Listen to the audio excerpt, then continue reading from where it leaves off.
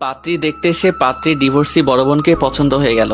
পাত্রীর ঠিক পাশে তার ডিভোর্সি বোন নবনী দাঁড়িয়ে আছে। আমি বিয়ের পাত্রীকে না দেখে নবনীর দিকে চেয়ে আছি।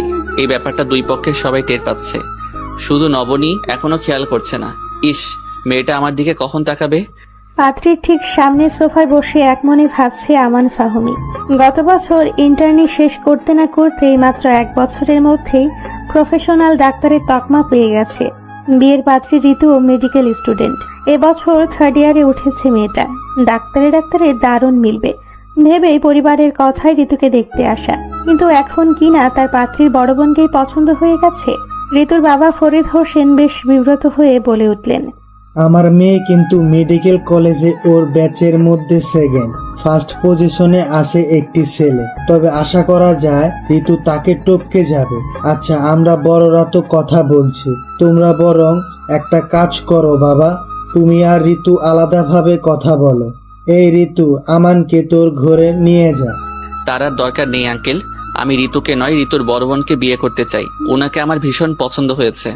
আমানের মুখে কথা শুনে এবার বাড়ির শুধু সবাই চমকে উঠল।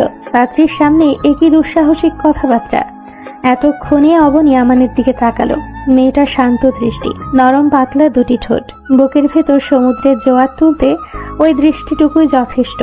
আমানেরও তাই হলো, কিন্তু সেই অনুভূতি বেশিক্ষণ স্থায়ী হলো না। আমানের আপা ফৌজিয়া রহমান ধমক দিয়ে বলে উঠলেন, পাগল হয়েছিস নাকি? নবনী বিবাহিত, আর তাছাড়া গত 2 মাস আগে ওর ডিভোর্সও হয়ে গেছে। আমরা দেখতে এসেছি ঋতুকে, আর তুই কিনা এখন নবনীকে পছন্দ করছিস? ফরিদ হোসেন কি বলবেন ভেবে পাচ্ছেন না। তার কাছে তার 2টি মেয়ে কলিজার টুকরা, তাই বলে একটি মেয়ের জন্য আরেকটি মেয়ের জীবন তো তিনি নষ্ট করতে পারেন না। অত্যন্ত লজ্জিত হয়ে তিনি ঋতুর মুখের দিকে তাকালেন। মেয়েটা ফ্যালফ্যাল করে চেয়ে ঘর ভর্তি মানুষগুলোর যুক্তিতর্ক শুনছে, যেন এখানে কোনো সার্কাসের আয়োজন করা হয়েছে আজ। ফৌজিয়া ঋতুর হাত ধরে বললেন, ঋতু, তুমি কিছু মনে করো না, আমরা আসলে তোমাকেই দেখতে এসেছি। আমান হয়তো বুঝতে পারছে না। ঋতু তার ঠোঁটের কোণে স্মিত হাসির রেখা টেনে বলল, আমি আমানের সাথে একাকী কথা বলতে চাই। আপনার কি কোনো সমস্যা আছে আমান সাহেব? আমান মাথা দোলালো।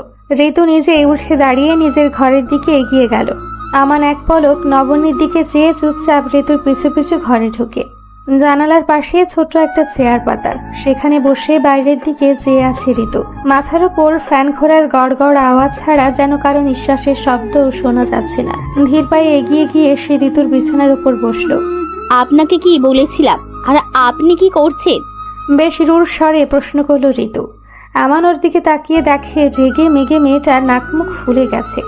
আমান কিছুটা বিব্রত হয়ে বলল, তোমাকে আমার পছন্দ নয়, এটা তো বললামই।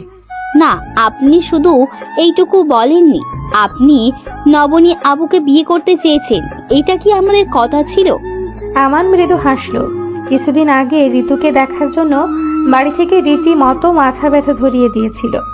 গতকাল চেম্বারে বসে রোগীর সিরিয়াল জানার জন্য কম্পাউন্ডারকে কল দিতে সে মোবাইল ফোন বের করে দেখে 9টা মিসড কল।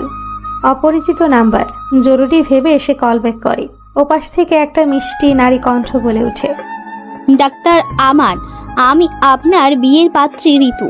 এই মুহূর্তে আপনার চেম্বারের বাইরে দাঁড়িয়ে আছি, একটু জরুরি কথা ছিল, বাইরে আসবেন প্লিজ। ঋতু, কিন্তু আমি তো একটু পরেই পেশেন্ট দেখব এই অবস্থায়। আচ্ছা, একটা কাজ করো, তুমি আমার চেম্বার রুমে চলে আসো। মানিককে বলে দিচ্ছি, ও তোমাকে নিয়ে আসবে।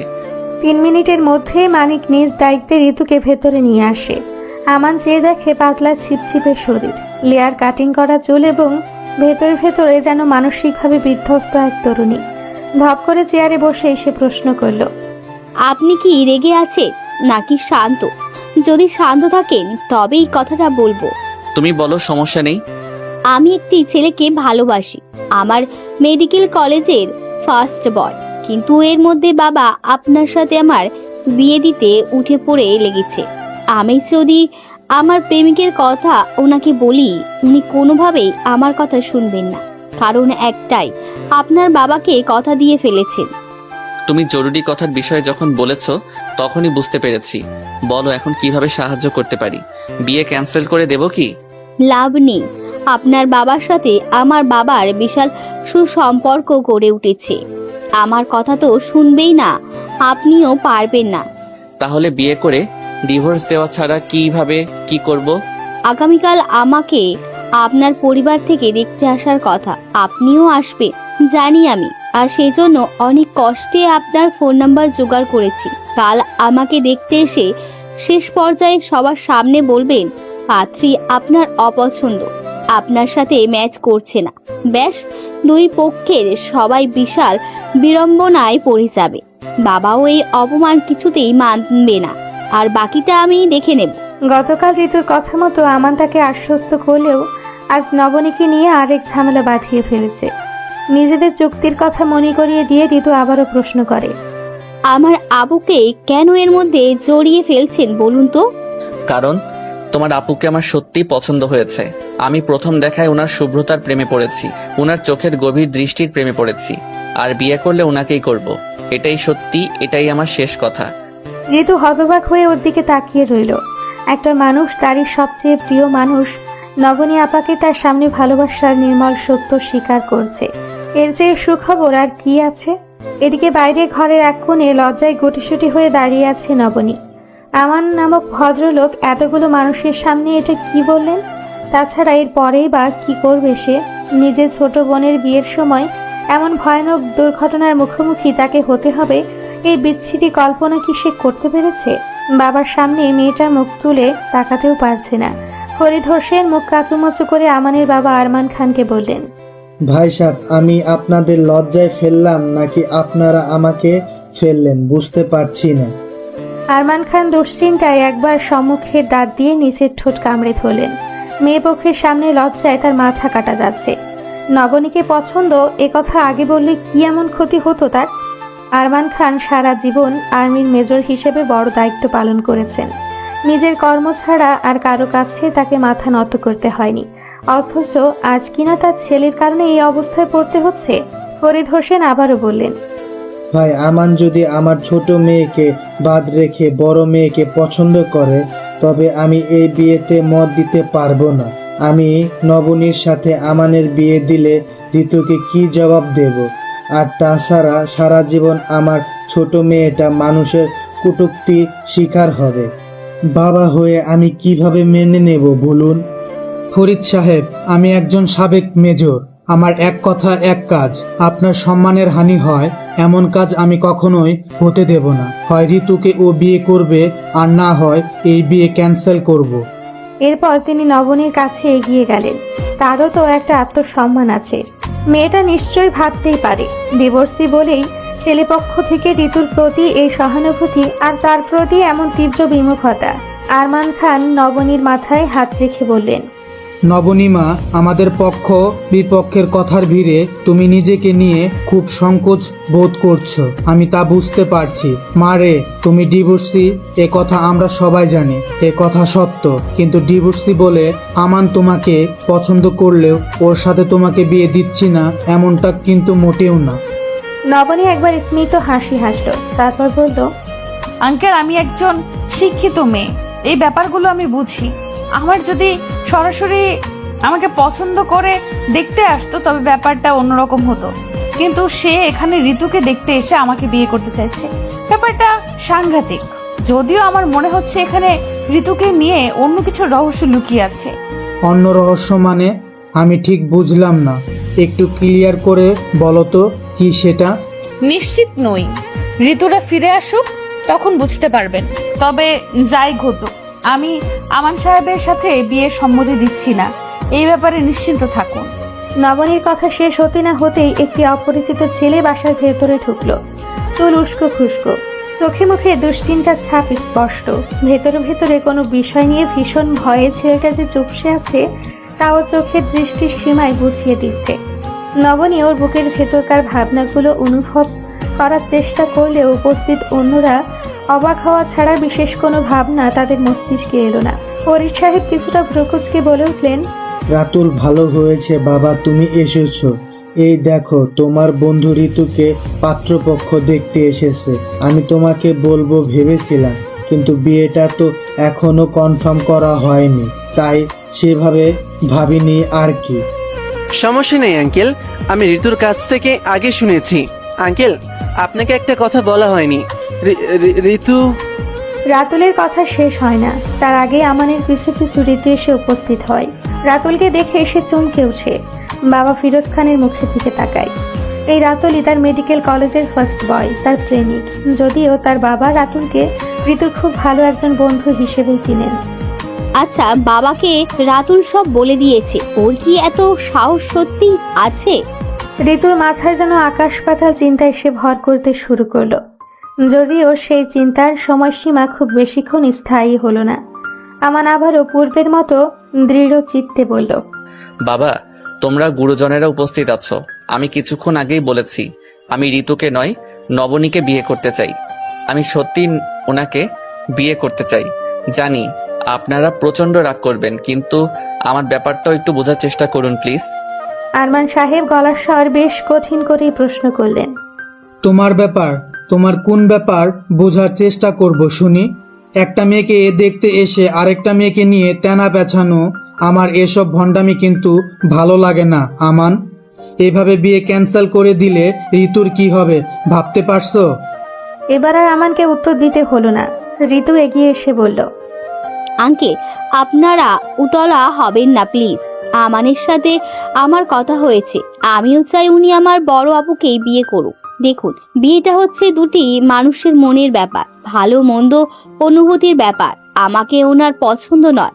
এখন বাড়ি শুদ্ধ লোক জোর করে বিয়ে দিয়ে আসলেই কি আমাদের সুখী করতে পারবেন? পারবেন না।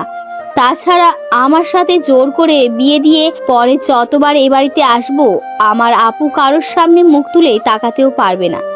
এরপর ঋতু ফরিদ সাহেবের কাছে হাত জোড় করে বলে, বাবা, নবনী আপাকে উনি বিয়ে করলে আমার সত্যি কোনো সমস্যা নেই।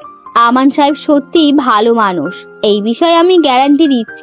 আর নবনী আপা কতটা সফট, সিদ্ধ মনের মানুষ, সে কথা তুমি নিজে অস্বীকার করতে পারবে? শুধু আমান কেন, এই পৃথিবীর যে কোনো বুঝদার পুরুষই আমার আপাকে যদি একবার কাছ থেকে দেখে, সেই প্রেমে পড়ে যাবে। তার অতীতের সাথে যেটা ঘটেছে তা তো আর আপার হাতে ছিল না, তাই না বাবা? আমান সাহেবের মতো মানুষের পাশে আপাকেই মানায়। আরমান খান এবং ফরিদ সাহেব একে অপরের মুখ চাওয়াচাওয়ি করলেন। আমান যে জিদ ধরে হলেও নবনীকে বিয়ে করতে পারে সে ব্যাপারে তারা নিশ্চিত। তাহলে এর মধ্যে অযথা বয়োজ্যেষ্ঠরা ঝামেলা সৃষ্টি করে লাভ কি? নিজের প্রতিশ্রুতি গোল্লায় যাক। ছেলে মেয়ের সুখই তাদের কাছে বড় বিষয়। আরমান খান সহাস্যে বললেন, তাহলে আর কি? ঋতু যখন বলেছেই তখন আমার আর আপত্তি নেই। আমাদের নবনীমাকে আমার ঘরের পুত্রবধূ করব। কি বলেন ফরিদ ভাই? সবাই যখন রাজি তখন আমিও আর বাধা দেই কি করে বলুন তো? কিন্তু আমি রাজি নই। বাবা, তোমরা নিজেদের ইচ্ছে মতো মত দিতে পারো না। বিয়েটা যেহেতু আমার, তাই আমার মতামত নেওয়াটাও জরুরি। আমি আমান সাহেবকে বিয়ে করতে পারবো না। সবাই যখন বিজয়ে উল্লাসের সূচনা করতে যাচ্ছে, ঠিক এমন মুহূর্তেই বেঁকে বসলো নবনী। এত কষ্টে সবাইকে ম্যানেজ করেও সে যে তীরে এসে তরি ডুবিয়ে দিচ্ছে, এই ভেবেই ঋতুর যেন মাথায় হাত। নবনী যদি আমানকে বিয়ে না করতে চায়, তবে বাবা ফরিদ হোসেন এখন কি ভয়ানক সিদ্ধান্ত নেবেন কে জানে। সে অসহায় দৃষ্টিতে অবনীর দিকে তাকালো। নবনী আবার বলল, ঋতুকে ওনার পছন্দ নয়, ঠিক আছে, বিয়ে হবে না। কিন্তু তাই বলে ঋতুর রিপ্লেসে আমাকে দুধ ভাত হিসেবে চালিয়ে দেবার তো কোনো মানে নেই। আচ্ছা আমান সাহেব, আপনি এলেন, আমাকে আপনার পছন্দ, এটাও হুট করে বলে দিলেন, কিন্তু আপনি কিভাবে ভাবলেন যে আপনাকে আমি বিয়ে করব? আপনি কি আমার অতীত জানেন? কি অতীত জানবো? ডিভোর্স আপনার দোষে হয়েছে কিনা সেটা আমি জানার আগ্রহ বোধ করছি না। এরপর আপনি জানতে চাইলে আমার আপত্তি নেই। কখন বলবেন বলুন? আমানের প্রশ্নে নবনী ভেবাচাকা খেয়ে গেল। সে ভেবেছিল পাত্রপক্ষে থেকে অন্তত ডিভোর্সের কারণটুকু অন্তত জানতে চাইবে, অথচ এই মানুষগুলো সম্পূর্ণই উল্টো। প্রসঙ্গ পাল্টে নবনী আবারও জিজ্ঞাসা করলো, আমাকে আপনি কতটুকু চেনেন? দুজন মানুষ পরস্পরকে না চিনে এভাবে বিয়ের কথা ভাবাটা ছেলে মানুষই, সে পাগল ছাড়া কিছুই নয়। আমান একবার উপস্থিত সবার দিকে চোখ বুলিয়ে নেয়। ক্রিকেট ম্যাচের শেষ বলের কারিশমা দেখার উৎসুক জনতার মতো সবাই ওর দিকে ড্যাব ড্যাব করে চেয়ে আছে। আমান মৃদু হেসে বলে উঠল, আপনাকে আমি ঋতুকে চেনার আগে থেকেই চিনি যে আপনার পছন্দের রং বেগুনি, পাহাড় এবং সমুদ্র বেশি পছন্দ করেন। টয়েনবি হুমায়ুন আহমেদকে স্যারের বই বেশি পড়েন, নজরুল গীতি করেন দুধ কফি ঠান্ডা ভাত আর ঘিয়ের সাথে ডিম এবং মাংসের টুকরো দিয়ে ভাজি আপনার প্রিয় খাবার। আন্টি দারুণ বানান। এতক্ষণে নবনীর মা তরু বেগম চুপচাপ বসেছিলেন। স্বামীর পাশে দুই একটা মতামত ফিসফিসিয়ে দিলেও মেয়েদের সিদ্ধান্তের মধ্যে তিনি কথা বলার প্রয়োজন বোধ করেননি। তার অবশ্য কারণও আছে। মুখের একপাশ প্যারালাইজড হয়ে যাবার পর থেকে যত সামান্য আওয়াজ করেন। আমানের মুখে নিজেদের নিজস্ব রেসিপি কথা শুনে চোখ মুখ যেন চিকচিক করে উঠল তার। আমান আবার বলল, এখনো পর্যন্ত যেটুকু জানলাম এর বাইরেও কি আপনাকে উত্তর দেবার প্রয়োজন আছে? থাকলে বলুন। নবনী একেবারে চুপ হয়ে গেল। এই মানুষটা তাকে জানলো কিভাবে, সেটা এখন বড় প্রশ্ন হয়ে দাঁড়িয়েছে। সে মিটিমিটি চোখে বাড়ির অন্য সব সদস্যদের দিকে তাকিয়ে লক্ষ্য করে সবাই তার হ্যাঁবোধক উত্তরের অপেক্ষায় অধীর আগ্রহে চেয়ে আছে। নবনী কিছুক্ষণ চুপচাপ দাঁড়িয়ে থেকে তার বাবা ফরিদ হোসেনকে বলল, আই নিড টাইম। বাবা, তোমরা কি আমাকে একটু সময় দিবে প্লিজ? আমাকে একটু সময় দিলে খুবই ভালো হতো। দেখো নবনী, আমার ভাই বলে বলছি না, আমানের মতো ছেলে লাখে একটা মেলে। আমি জানি একবার ঠকে গিয়ে তুমি মানসিকভাবে মানুষের উপর থেকে কতখানি বিশ্বাস হারিয়েছো। ভয় পাওয়াটাই স্বাভাবিক, তবে আমানের সম্পর্কে এতটুকুই বলবো, তুমি ঠকবে না। নবনীকে আমান বিয়ে করলে ফজিয়া হবে তার ননাস। একজন ডিভোর্সি মেয়ের প্রতি আমানের বোনের সমান আগ্রহ দেখে ফরিদ হোসেন মুগ্ধ হয়ে গেলেন।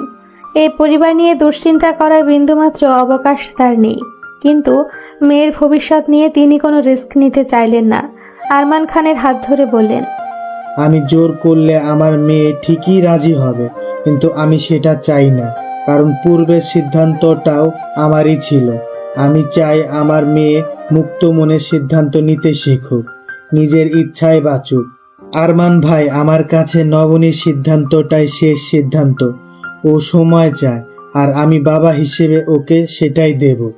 আমি আর কি বলবো বলুন? সেটা নবনী আর আমান মিলেই ঠিক করো। প্রথমবার আমার ছেলে মুখ ফুটে বলেছে ও কোনো মেয়েকে পছন্দ করে। আমার কাছে ওর সিদ্ধান্তই আসল। আমরা বরং ওদের উপরে বাকিটা ছেড়ে দেই। সেদিনের মতো আরমান খান তার ছেলে মেয়েকে নিয়ে বের হয়ে গেলেন।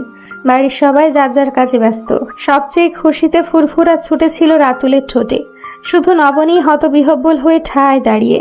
এই আমান ছেলেটা তার সম্পর্কে সব জানে, কিন্তু এটা কিভাবে সম্ভব?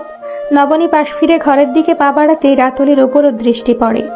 আগে সে চিন্তিত ফ্যাকাশে মুখের ভঙ্গি এখন আর তার নেই। ঋতুর দিকে চেয়ে মুচকি হাসছে সে। নবনী বলল, তোমাদের মধ্যে সম্পর্ক আছে এটা আগে বললেই হতো। মাঝখানে আমাকে এইভাবে ফাঁসানোর মানে কি বল দেখি? ঋতু চমকে ওঠে। তার বোন যে অতি বুদ্ধিমতী নারী, তা কি তার অজানা ছিল কি? নিশ্চয় না। তবুও সেধে বলার সাহস ঋতুর হয়নি। লজ্জিত হয়ে সে বলে, আবু, বাবা জানতে পারলে আস্ত রাখবে না। তুমি তো জানোই উনি হুটহাট নিজের মতোই সিদ্ধান্ত নিতে পছন্দ করে। তুমি প্লিজ আমাকে মাফ করে দাও। ঋতু ওকে জড়িয়ে ধরার জন্য এগিয়ে গেলে সে থামিয়ে দিয়ে বলে ওঠে, কাছে আসিস না, এখন আমি রুমে যাচ্ছি। 2 ঘন্টা ধরে গোসল করব। তোরা কেউ বিরক্ত করবি না একদম। আর হ্যাঁ, আজকের ঘটনার পর আশা করি বাবা খুব সহজে তোর মতামত মেনে নেবেন। সত্যি? কিভাবে? জানি না, মন বলছে তাই বললাম। রাতুল গেস্টদের উপলক্ষ করে আজ বাসায় ভালো আইটেমের রান্না হয়েছে, খেয়ে যেও। আর ঋতু, রাকিবের ভার্সিটি কাল থেকে 4 দিনের জন্য ছুটি। ও বাসায় আসছে, বাবাকে বলে দিস। নবনী আর পিছে ফিরে তাকায় না, যন্ত্রের মতো হেঁটে হেঁটে নিজের ঘরে চলে যায়। রাতুল মুগ্ধ হয়ে ভাবে, নবনী আপু সত্যি এমন স্নিগ্ধ কেন? কিন্তু নবনীর তা মনে হয় না। সে নিজেকে ভীষণ কাঠখোট্টা টাইপ মনে করে, ঠিক যেন শিমুল তোলার গাছের মতো কণ্ঠযুক্ত। বাইরে বের হতে ভালো লাগে না, মিষ্টি ভালো লাগে না, কথাও বলে সামান্য। এই অভ্যেসটা ডিভোর্সের পর নয়, বরং আজন্মই সে এমন। অথচ ঋতু ঠিক তার উল্টো। ফরিদ হোসেনের কোনো এক বন্ধুর দুঃসম্পর্কে আত্মীয়ের কোম্পানি থেকে চাকরির ভাইবা দিয়ে বাসায় ফিরেছে নবনী। এভাবে বাসায় বসে থাকতে ভালো লাগছে না তার। হঠাৎ হঠাৎ নতুন মানুষের সাথে আলাপ জমাতে ভীষণ ইচ্ছে করছে। সে কারণেই বোধ হয় সেদিন ঘুম থেকে উঠেই ব্রাশ না করে সোজা বাবার ঘরে গিয়ে বলল, বাবা, আমি সিদ্ধান্ত নিয়েছি আমি চাকরি করব। আমার ব্যবসা থেকে কি কম উপার্জন হচ্ছে? না, তুমি দারুণ ব্যবসায়ী, এই নিয়ে আমার আপত্তি নেই। কিন্তু আমি মেয়ে হয়ে তো ওসব দোকানে আরঙ্গ সামলাতে পারি না। ভার্সিটি শেষ করে ওসব করবে রাকি, কারণ ও পাশ করে বেরোলে তোমার ব্যবসার 10 ভাগের 1 ভাগ বেতনের চাকরিও ও পাবে না। যাই হোক, আমি চাকরি করতে চাই, সিদ্ধান্ত নিয়ে নিয়েছি। আচ্ছা ঠিক আছে, তবে অপরিচিত কোথাও যেতে দেব না। দেখি আমার এক বন্ধুকে বিকেলে কল দেবনি, ওকে? বাবার সূত্রে এখানে ভাইবা দিতে আসা তার চাকরি প্রায় নিশ্চিত। নবনী তখনই ভাইবা বোর্ডে বলে উঠেছে, দেখুন, আমি কিন্তু ডিভোর্সি, আপনাদের কোনো সমস্যা হবে না তো? উপস্থিত সবাই হতবাক হয়ে কিছুক্ষণ চেয়ে থেকে জানান তাদের কোনো সমস্যা নেই। নবনী সালাম দিয়ে বাইরে বেরিয়ে আসে। এই মুহূর্তে কেন জানি আর চাকরিটা টানছে না ওর, বিরক্ত লাগছে। তপ্ত রোদে দাঁড়িয়ে সে রিক্সার অপেক্ষায় আছে। এমন সময় পাশ থেকে আমান বলে উঠল, আপনি এখানে কি? আমার তো এখানেই থাকার কথা, বরং এই প্রশ্নটা আমার করার কথা। কার্যকর্ম ফেলে কি করতে এসেছেন? আমান মুচকি হাসলো, একটা কফির জার ওর দিকে এগিয়ে দিয়ে বলে, কথাটা আংশিক সত্য। হাসপাতাল থেকে বাসায় ফিরছিলাম, আপনার বাবাকে ফোন দিলে উনি জানান আপনি এখানে, তাই স্টক করতে চলে এলাম। বিরক্ত হলে চলে যাচ্ছি। হুম, যেতে হবে না, আপনাকে অনেকগুলো প্রশ্ন করার আছে। আমান নির্বাক হয়ে ওর দিকে তাকালো। সে যেমন মানুষ ঠিক তেমনটাই নবনীর কাছে প্রকাশ করেছে। কোনো ভনিতা নেই, মিথ্যে নেই, অহেতুক প্রেম নিবেদন নেই। এর বাইরে আবার কেমন রূপ থাকতে পারে, ব্যাপারটা কিছুতেই বুঝে আসে না ওর। সে এরকম হতভম্ব হয়ে নবনীর দিকে চেয়ে আছে, কিন্তু নবনীর এতে বিন্দুমাত্র মায়া হলো না। মানুষের ওপর থেকে তার সমস্ত মায়া তার অনেক আগেই উঠে গেছে। যা আছে তা মানুষ হিসেবে সামান্য আবেগ। নবনী মনে করে পৃথিবীর সবচেয়ে বড় বোকামো হচ্ছে অন্যকে বিশ্বাস করা। একটা মানুষ যত বড়ই বিশ্বাস অর্জন করুক না কেন, একদিন না একদিন ঠিকই সে বিশ্বাস ভঙ্গ করবেই করবে। আমান একবার দীর্ঘশ্বাস ফেলে পাল্টা প্রশ্ন করে, আমার বয়স কত জানেন? 29। এই বয়সে এসে আমি বাচ্চা ছেলেদের মতো প্রেমিকা পটানোর নাটক করব? আপনি বলুন। করতেই পারেন, প্রেমিকা পটানোর নাটক না হলেও ভেতরে ভেতরে কিছু না কিছু তো একটা আছেই। নাহলে আপনি আমাকে বিয়ে করতে চাওয়ার মতো এত বড় সিদ্ধান্ত নিবেন, এটা ভাবলেই আমার শ্বাস আটকে আসছে। আমি একজন ডিভোর্সি, এটা জানার পরেও আপনি আগ্রহ দেখাচ্ছেন। শুধু আপনি নন, আপনার বাবা, আরমান খান, বোন ফৌজিয়া, পুরো গোষ্ঠী এত সহজে মেনে নিচ্ছেন। এই 21 শতকে এসে এটাও আমার মেনে নিতে হবে? পৃথিবী এত তাড়াতাড়ি বদলে গেল কিভাবে? আশ্চর্য লাগে। আমান যেন একেবারেই থমকে গেল। কফি ঠান্ডা হয়ে আসছে, সেদিকে দুজনের একজনেরও মনোযোগ নেই। তার ইচ্ছে করছে এক্ষুনি মাটির তলায় নিজে নিজেই পুঁতে যেতে। সে তো স্বচ্ছ মনে ওকে ভালোবাসে। মুহূর্ত খানিক পর আমানের হঠাৎ খেয়াল হলো নবনীর এত আপত্তির কারণ কি। সে ডিভোর্সি বলে নিজেকে এত ক্ষুদ্র মনে করছে। সে ভাবছে আমার নিশ্চয় তাকে করুণা করে বিয়ে করতে চায়। ডিভোর্স হওয়ার পর মেয়েটা আশেপাশের পরিবেশ, পরিস্থিতি আর মানুষের কাছ থেকে এত বেশি কটূক্তির শিকার হয়েছে যে এই দুনিয়ার সবকিছুই তার কাছে বিষাক্ত অনুভব হয়। আমান একবার নবনীর চোখের দিকে তাকালো। কি সুন্দর চোখ, চোখের পাপড়িগুলো আলতো করে কাঁদছে। চোখ মুখে যেন সৃষ্টিকর্তার পরম মায়া ঢেলে দেওয়া। এই মেয়েটি শহরের 100 সুন্দরীর সারিতে প্রথম হবে না, এমনকি দ্বিতীয়, তৃতীয় কিংবা 100 হওয়ার সম্ভাবনাও নেই। তবুও কি ভীষণ আকর্ষণ তার মধ্যে আছে। তা যদি নবনী জানতো, তবে নিজেকে সোনার কৌটায় যত্ন করে তুলে রাখতে চাইতো। আমান তো ওর জন্য সেই সোনার কৌটাটাই হতে চায়, অথচ মেয়েটা অতীতের বিষাক্ত স্মৃতি থেকে বের হতে পারছে না। ভালোবাসার মানুষকে নিজের অনুভূতি বোঝাতে না পারার মতো যন্ত্রণা একজন প্রেমিকের কাছে আর কি বা হতে পারে। আমান সামান্য হাসির চেষ্টা করে বলল, আপনার বাবা এবং বোন মনে করে আপনি অত্যন্ত চৌকস একজন নারী, অথচ আপনি জানেন আপনি কত বোকা। নবনী ঘাড় ঘুরিয়ে ওর দিকে পাশ ফিরে তাকালো। বার দুয়েক চোখের পলক ফেলে বলল, কি অদ্ভুত, এই কথাটা আমিও ভাবি। ওদের কোনোভাবেই বোঝাতে পারি না আমি আসলেই একজন বোকামি। আমার মাথাটা অন্তঃশ্বাস শূন্যতায় বদ্ধ। কিন্তু আপনি কিভাবে বুঝলেন আমি বোকা? বলতে পারি, তবে এক শর্তে। আমাকে শর্ত দিবেন না প্লিজ। শর্ত, প্রতিশ্রুতি এইসব আমি আমার থেকে 100 কিলোমিটার দূরে রাখি। এইসব ভণ্ড মানুষের অভ্যাসের শব্দ। যাই হোক, কিছু বলার থাকলে তো সরাসরি বলুন। আচ্ছা, আমি আপনাকে বলবো যদি আপনি আমার সাথে কোথাও বসে ঠান্ডা মাথায় একটু গরম কফি খান। আপনার কফিটা প্রায় ঠান্ডা হয়ে গেছে। এই না ওয়েট, খাওয়ার মতো এখনো গরম আছে। এখান থেকে পশ্চিম দিকের গলিটা পেরিয়ে গুনে গুনে ঠিক 100 পা এগোলেই শহীদ চত্বরের ছোট্ট একটা পার্ক আছে, ওইখানেই বসি। আমান মাথা দুলিয়ে সায় দেয়। পার্কের একটা বেঞ্চে বসে নবনী ঠান্ডা কফি খাচ্ছে। ঠিক ঠান্ডা বললে ভুল হবে, হালকা গরম কিংবা কুসুম গরমই বলা যায়। কফির এই অবস্থায়ও আলাদা একটা স্বাদ আছে যা আগে কখনো টের পাইনি। গরম কফি ঠান্ডা হয়ে এলে তখন কফির ফ্লেভারটাই বেশি পাওয়া যায়। হঠাৎ কি মনে হলো, মুখ থেকে কফির জার সরিয়ে এসে উচ্চ স্বরে হেসে ওঠে। আমান ব্যাপারটা ধরতে না পেরে বোকার মতো চেয়ে আছে। নবনী তখন হাসতে হাসতেই বলে, আমান সাহেব, আপনি কি ভাবছেন আমি কেন বোকা? এটা আপনি কিভাবে বুঝেছেন তা জানার জন্য আমি এখানে এসে বসবো? আমান কি জবাব দেবে ভেবে পায় না। নবনীর সাথে সাথে সেও হেসে ফেলে।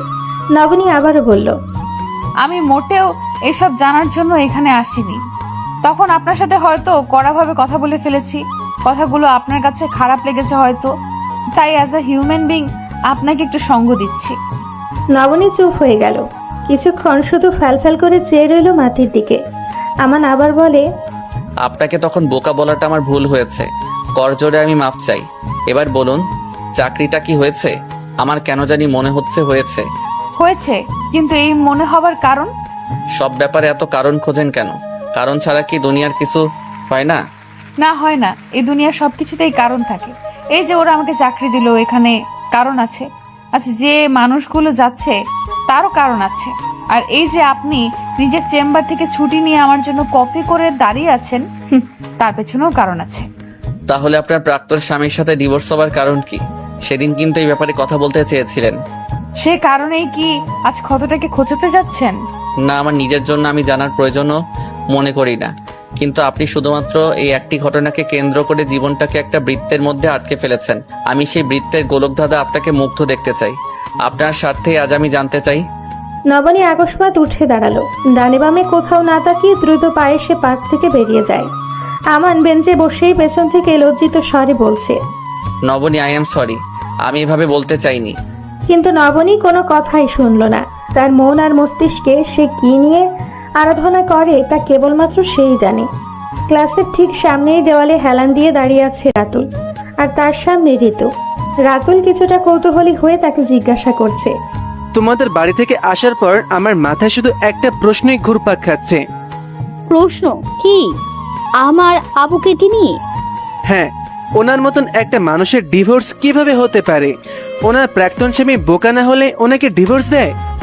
ঋতু জবাব দেয়, নকিব ভাইয়া আবুকে ডিভোর্স দেয়নি, আপু ওনাকে ডিভোর্স দিয়েছে, নিজের কাবিনের সমস্ত দায় থেকে মুক্ত করে দিয়েছে। আমার ধারণা নবনী আপা নকিব ভাইকে ভালোবাসে, তবে তার চেয়েও বেশি ঘৃণা করে। মানে এত ভালোবেসে ডিভোর্স দিলেন, তাও আবার স্বেচ্ছায়? আমার মাথা তো আওলাইয়া যাচ্ছে। নবনী আপুর মতন এমন বুদ্ধিমতী মেয়ে যখন এমন সিদ্ধান্ত নিয়েছে, তখন এর পেছনে নিশ্চয়ই কোনো কারণ আছে। সেই মুহূর্তে ঋতু কোনো জবাব না দিলেও ক্লাস শেষে রাতুলকে ক্যান্টিনে ডেকে তার নবনী আপার বিচ্ছেদের গল্পটি শেয়ার করে। নকিবের সাথে নবনীর বিয়েটা মোটামুটি পারিবারিকভাবেই হয়েছিল। তার বাবা ফরিদ হোসেন নিজে দেখাশোনা করে বিয়ে দিয়েছিলেন। পাত্র হিসেবে নকিব খারাপ নয়, অন্তত এই যুগে 10-5টা যোগ্য ছেলের সারিতে প্রথম হওয়ার সম্ভাবনাই বেশি। ফরিদ হোসেন বড় মেয়ের যোগ্য পাত্র পেয়ে মহানন্দে বেশ ধুমধাম করে বিয়ে দিলেন। নবনীর যথাযথ মত আছে কিনা সে বিষয়ে বাড়ির লোকের খুব একটা ধারণা নেই, তবে সে বলেছিল রাজি। বিবাহিত জীবন নিয়ে দুই পরিবারই মহা খুশি। কথায় বলে, সৃষ্টিকর্তা কিছু যুগল নাকি নিজে হাতে বানান। নকিব নবনীকে লোকজন দেখে সর্বদা সেই বলেই আওড়েছে। দীর্ঘ 2 বছরে নিজ ঝঞ্ঝাট সংসার বেশ ভালোই ছিল। তবে হঠাৎ একদিন বিপত্তি বাঁধল নকিবের আনা একটা ছবি থেকে। সেই ছবিতে নবনী একটি ছেলের সাথে রেস্টুরেন্টে বসে আছে। দুজন মানুষের সামনে একটি মাত্র কফি, তাও নবনীর পছন্দের কফি। নবনী ছেলেটির হাত ধরে আছে। রাতে ঘুমানোর আগে নবনী যখন বিছানা গোছগাছ করতে ব্যস্ত, নকিব এসে ওর চোখ দুটো হাত দিয়ে আটকে ধরে বলে ওঠে, তোমার জন্য আমার পক্ষ থেকে একটা বড় সারপ্রাইজ আছে, দেখবে? নবনী নিজের চোখের ওপর থেকে হাত সরিয়ে মৃদু হেসে জিজ্ঞাসা করে, হঠাৎ সারপ্রাইজ? হ্যাঁ, এই দেখো। সে নবনীর চোখের সামনে ফটোগ্রাফটা এগিয়ে ধরে। ছবির মানুষ দুটিকে দেখে তার উত্তর দেবার ভাষা থাকে না। সে কেবলই শিকারী বাঘের খাবার নিচে আটকে পড়া হরিণ ছানার মতো ফ্যালফ্যাল করে চেয়ে রইল। নকিব প্রচন্ড শান্ত মেজাজে এটাকে জানায়, আমার সাথে তোমার এমন সুন্দর ছবি নেই, তাই না? বলো। নবনী কম্পিত স্বরে জবাব দেয়, না, নেই। কিন্তু এই ছবি আমাকে দেখাবার কারণ কি নকিব? আর এমন বিচ্ছিরি অর্থপূর্ণ ছবি কে তুলেছে আর কেই বা পাঠিয়েছে? আমার ভীষণ ঘনিষ্ঠ বন্ধু, কিন্তু ছবি কেন পাঠিয়েছে এখনো বুঝতে পারছো না? আমার আফসোস নবনী, আমি ছাড়া তোমার জন্য কারো হাত ধরার দরকার পড়ে। নকিব, আমি তোমার বিবাহিত স্ত্রী, বুঝে শুনে কথা বলো। এই ছবির অর্থ ভিন্ন। নবনীকে বিয়ের আগে তাকে না চিনেই বিয়ে করে ফেললে নাকি? তুমি কিন্তু আমার আত্মসম্মানে আঘাত দিচ্ছ। আমি তোমাকে এতদিনও কিছু বলেছি? তুমি ওই ছেলেটির হাত ধরে বসে আছো, এর আবার ভিন্ন অর্থ হতে পারে? নকিবের এমন কথাবার্তায় নবনী আত্ম শব্দটিও করতে পারে না যে সে ছেলেটির বিষয়ে তাকে বোঝাবে, কিন্তু কি বোঝাবে, কাকে বোঝাবে, যে তার ব্যাখ্যাটুকু শুনতে চায় না। অথচ ছবির ছেলেটার নাম অবধি নবনী জানে না। একদিন শপিং মল থেকে বের হওয়ার সময় এক ভদ্রমহিলা নবনীর হাতে পায়ে ধরে কান্না করতে শুরু করে। ভদ্রমহিলাটির স্বামী দুর্ঘটনায় আহত হয়েছেন, জরুরিভাবে বি পজিটিভ রক্ত প্রয়োজন। অথচ ছিন্নমূল মানুষ দেখে এই জগতের একটি কাক পক্ষীও এগিয়ে আসছে না। সব শুনে নবনীও মহিলাটির সাথে রক্তদাতা খুঁজতে হন্যে হয়ে গেল। সমাজের উচ্চ শ্রেণীর মানুষের সম্পৃক্ত থাকার সুবিধা সেদিন নবনী বুঝতে পারে। অনেকেই রক্ত দিতে এগিয়েও আসে। শেষমেশ ভার্সিটি পড়ুয়া একটি ছেলেকে পাওয়া যায়, কিন্তু বিপত্তি বাধে রক্ত দেওয়ার পর ছেলেটি বাইরে এসে বেশ দুর্বল অনুভব করে। নবনী তখন তাকে ধরে পাশে একটি কফি শপে বসায়। কিছুক্ষণ বিশ্রাম নিতে দিয়ে নিজে থেকে টুকটাক ফলমূল আর জুস কিনে দেয়। ছেলেটির হাত সে ধরেছিল, এ কথা সত্য, তবে তার কারণ ছিল শুধুমাত্র তার শরীরের অবস্থা দেখার জন্য। একজন ডাক্তার না হলেও ও একজন স্বেচ্ছাসেবক হিসেবে যতটা একটা মানুষের করা উচিত ততটাই। ঘটনা এ পর্যন্তই। নকিব অবশ্য খুব বেশি কথা শোনালো না, প্রয়োজনও নেই। নবনী প্রচন্ড আত্মসম্মানী একটা মেয়ে। সে নিজে যেমন স্বচ্ছ কাছের মতো পৃথিবীকে দেখতে ভালোবাসে, তেমনই মনে করেন আশেপাশের মানুষগুলোকেও। নিজের আত্মসম্মানে আঘাত লাগে এমন কর্মের চিন্তা সে কল্পনাও করতে পারে না। কিন্তু ওই যে আত্মসম্মানী মেয়েদের এই এক সমস্যা, তাদের অভ্যেস, আচরণ কিংবা চরিত্র নিয়ে কেউ সিকি ভাগ ও প্রশ্ন তুললে তা মেনে নিতে পারে না। নবনীও পারল না। কাঠের পুতুলের মতো ঠায় দাঁড়িয়ে থেকে নকিবের অনুযোগ শুনে গেল। সেদিন সে নকিবের ভুল ভাঙানোর বিন্দু মাত্র চেষ্টা করল না। ভুল করার যেখানে তার কোনো অপশনই ছিল না, তাহলে কেন ভাঙাবে? ঋতুর কাছে এসব শুনে নবনী আপাকে ঠিক কোন দাড়িপাল্লায় মাপবে সেটাই বুঝতে পারল না রাতুল। কিন্তু মানুষের একমাত্র সম্পদ তাদের আত্মসম্মান। তা নবনী আপারও তাই। কিন্তু এ কারণে নিজের স্বামীকে ডিভোর্স দিয়ে দিবে? ব্যাপারটা বুঝে আসে না রাতুলের। ঋতু রাতুলের অবস্থা বুঝতে পারল না। ঋতু জানে রাতুল নবনীর গল্প শুনে কি ভাবছে, কিন্তু ঘটনা এখানে শেষ ছিল না। এর কিছুদিন পর তার আপা নকিব ভাইকে নিজে থেকেই সেদিনের ব্যাপারে বিস্তারিত চিঠি লিখে রেখে নবনী এখানে আসতে চেয়েছিলেন। নকিব পড়ে চমকে যেতেন, হয়তো আফসোসও করতেন, অথচ সেটা হলো না। ঋতুর আপা যেদিন চিঠি লিখেছিলেন সেদিন দুর্ঘটনাক্রমে জানতে পেরেছিল নকিব তার প্রাক্তনের সাথে বেশি যোগাযোগ করেছিলেন। প্রাক্তনের ব্যাপারে ঋতুর আপা জানতেন, কিন্তু গভীরতা তার জানা ছিল না। সম্ভবত ওনার প্রাক্তন সবকিছু ঠিক করে নিতে চাইছিলেন। যে কারণেই হোক উনি নিজের দোষ লুকিয়ে বরং নবনীর আত্মসম্মানেই খোঁচা মেরেছিলেন। অবশেষে এসব জানার পর ঋতুর আপাও বাড়ি ছেড়ে চলে এসেছেন। এক সপ্তাহের মধ্যে ডিভোর্স লেটারও পাঠানো হলো তার বাড়িতে। ঋতু বলল রাতুলকে, নকিব ভাই কিন্তু এখন নিজের ভুল বুঝতে পেরে তার আপার কাছে অনেকবার ফিরে আসতে চেয়েছেন, কিন্তু আপা জায়গা দেননি। যে বিশ্বাস তার ভেঙেছে, আবার জোড়াতালি দিয়ে সারা জীবন মনের ভেতর পুনরাবৃত্তির ভয় নিয়ে বেঁচে থাকা তার পক্ষে সম্ভব নয়। তার আপা এমনই, তাকে পৃথিবীর কোনো দাড়িপাল্লায় মাপা যায় না, হিসেব করাও যায় না। নবনীর জায়গায় হয়তো সে ঠিক সিদ্ধান্ত নিয়েছিল। নকিব ভাইকে মনে মনে ভালোবেসে গেলেও সে ভালো থাকতে পারবে, কিন্তু আবার একসাথে থেকে আজীবন মানুষটার কথা কিংবা আজকে ভেতরে ভেতরে সন্দেহ করতে হবে এমন পরিস্থিতিতে নবনী সুস্থ থাকতে পারবে না, কখনোই না। রাতুল বলল, এজন্যই আমান ভাইকে বিশ্বাস করতে পারছে না। জগতে আসলে এমন কিছু মানুষ থাকে যারা সহজে কাউকে নিজের মনের জায়গায় দেয় না, আবার যাকে একবার দেয় তাকে পুরোটা দিয়ে নিজেকে শূন্য করে ফেলে। এমন ভাবে যে মানুষের মন একবার ভেঙে যায় সে আর কখনোই কাউকে বিশ্বাস করতে পারে না। শেষ বিকেলে বাসায় ফিরে ঋতু তার বোনের ঘরে ঢুকে দেখে নবনী ঘরে নেই। বারান্দার দরজা খোলা দেখে সেদিকে এগিয়ে গেলে দেখতে পাই মাঝারি সাইজের ক্যানভাসে একটা মস্তিষ্ক আঁকানো। চোখ আর চুলের অবস্থা দেখে বোঝা যায় এটি কোনো মেয়ের ছবি হবে।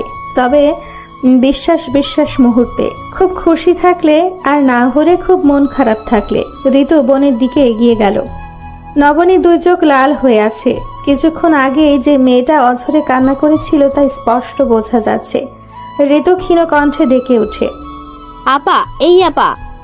আচ্ছা আমাকে বলো তো, এই ভদ্রলোকটি আমাকে নিয়ে কেন খেলছে ঋতু? আমি তাকে কেন বিশ্বাস করতে পারছি না? আমার কি করা উচিত একটু বলে দে না। নবনী বোনকে জড়িয়ে ধরে এমনই মধুর বিরহে আর্তনাদ করে ওঠে। সেই বিরহের সুর স্বয়ং ঋতুর বুকের মধ্যেখানে গিয়েও আঘাত করল। ঋতু কোনো জবাব দিতে পারে না, কেবলই অধমুখী হয়ে নীরবে বোনকে সাপোর্ট করে যায়। নবনী আবারও বলল, এই আমার নামক ভদ্রলোকটি এখন আমার সামনে মুখোশ পড়ে আছে, তাই না? তুই সত্যি করে বল ঋতু। না আপা, উনি নিতান্তই ভদ্রলোক। আমান ভাইয়া শুধু তোমাকে ভালোবাসে না, বরং তোমার জন্য তার ভিতর যথেষ্ট পরিমাণ শ্রদ্ধা বোধ আছে। আমি কি বলি আপা, আমান ভাইয়ের ব্যাপারে একটু ভেবে দেখতে পারো। তুমি ঠকবে না আপা। আমার চোখের সামনে থেকে সরে যা তো, আমি বিরক্ত হচ্ছি। আপা, তুমি সব সময় এমন আচরণ করতে পারো না। আমি তোমার ছোট ঠিক আছে, কিন্তু একেবারে বাচ্চা নই। ভালো মন্দ চেনার ক্ষমতা আমারও আছে। তাই তোমার জন্য আমার কাছে যেটা সঠিক মনে হবে আমি তোমাকে সেই সিদ্ধান্ত দেবই। বুঝতে পেরেছো? হ্যাঁ, অনেক বুঝেছি। তারপর ঋতু এক নাগাড়ে বলল, তুমি এত ভয় না পেয়ে একবার আমান ভাইয়ের সাথে স্বেচ্ছায় কথা বলে দেখো। নিজের মনকে একটু সহজ করেই দেখো। জীবনে একবার ঠকেছ বলে কি সারা জীবন সেখানেই থেমে থাকবে? একবেলার খাবার পছন্দ না হলে সারা দিন পেট খালি রাখো? নিশ্চয় না। তাহলে জীবনের সিদ্ধান্তে এমন অবুঝ কেন আপা? এত কাল তুমি আমাকে জীবনের ব্যাপারে বড় বড় পরামর্শ দিয়ে এসছো, আর আজ নিজে অবুঝের মতো করলে হবে? নবনী সচকিত চোখে বোনের দিকে তাকায়। সে তো খুব ভালো করেই জানে নিজের জায়গায় দাঁড়িয়ে অন্যকে জ্ঞান দেওয়া যত সহজ, সেই বিষয়টি নিজের মুখোমুখি হওয়াটা ঠিক কত কঠিন। অধিকাংশ মানুষ জীবনের অর্ধেক সময় পার করে দেয় একজন উপযুক্ত জীবন সঙ্গীর জন্য নিজেকে উপযুক্ত করে তুলতে, আর বাকি জীবন পার করে সেই সঠিক মানুষের জায়গায় অন্য কাউকে জীবনে পেয়ে ভুগতে। বেশ কিছুদিন কেটে যাবার পরেও নবনীর পক্ষ থেকে বিশেষ সাড়া পাওয়া গেল না। তাকে নিয়ে আর আমানের বাড়িতে কথা ওঠে না। বিশেষ করে ফৌজদিয়ায় সবসময় মেয়ের পক্ষের কথা চেপে রাখে, না রেখে উপায়ও নেই। তার একমাত্র ভাই জীবনে প্রথম কোনো মেয়েকে এত ভালোবেসেছে, কিন্তু নবনীর এতে সম্মতি নেই। ভালোবাসার মানুষটাকে না পাওয়ার দুঃখ সে যে গোপনীয় বয়ে বেড়ায়, তাই এবারই সবাই জানে। নতুন করে তার ব্যাপারে আলাপ উঠলে আমানের দুঃখ বাড়ানো ছাড়া কমবে না। রাতে খাবার সময় ডাইনিং টেবিলে আমানকে পাওয়া গেল না। সে হাসপাতাল থেকে ফিরে রুমে এসে শুয়ে পড়ে। অন্যদিন হলে ঘন্টাখানেক টিভি দেখত, কিন্তু গত 3 দিন সে টিভির ঘরে ঢুকছেই না। ফৌজিয়া একটি প্লেটে খাবার তুলে ভাইয়ের রুমে ঢুকলো। আমান তখন কপালের ওপর ডান হাত ভাঁজ করে শুয়ে রয়েছে। ফৌজিয়া খাবারের প্লেটটা পাশের টেবিলের ওপর রেখে বলল, তুই ডাক্তারি পাস করেছিস কিভাবে বলতো? পরীক্ষায় সময় টুকলি নকল করেছিলি নাকি? আকস্মাৎ বোনের মুখে এমন কথা শুনে আমান কিংকর্তব্য বিমূঢ় হয়ে সেভাবেই বসে রইল। প্রশ্নের কারণ খোঁজার চেষ্টাও করলো না। ফৌজিয়া আবারও বলল, নিজে ডাক্তার হয়ে মানুষকে নানান চিকিৎসা দিয়ে বেড়াস, অথচ তোর খাওয়া দাওয়া কোনো ঠিক নেই। এটা কোনো কথা? তুই কি বাচ্চা ছেলে আমান? 20 বছরের বা ছেলেদের মতো খাবার বিমুখ হয়ে গেছিস। বোনের কথায় আমান হেসে ফেলে। সে নিজেও জানে এসব তার মানায় না। বিরহের শোকে তার যে খাবারের প্রতি অনীহা তৈরি হয়েছে এমনটাও নয়। মানুষের খাবার গ্রহণের একটা মনস্তাত্ত্বিক থিওরি আছে। বিজ্ঞানসম্মত প্রমাণ না থাকলেও আমানের দাদা খুব করে কথাটি বিশ্বাস করতেন। মানুষের স্বভাবে মাসের 15 দিন খাবারের প্রতি প্রচন্ড টান থাকে। সবসময় ক্ষুধা অনুভূতি আসে, মনে হয় কি খায়, আবার 15 দিন ঠিক তার উল্টো। সেই মুহূর্তে 3 বেলা খাবারও বদহজম হয়ে যায়। আমানের অবস্থা হয়েছে ঠিক তাই।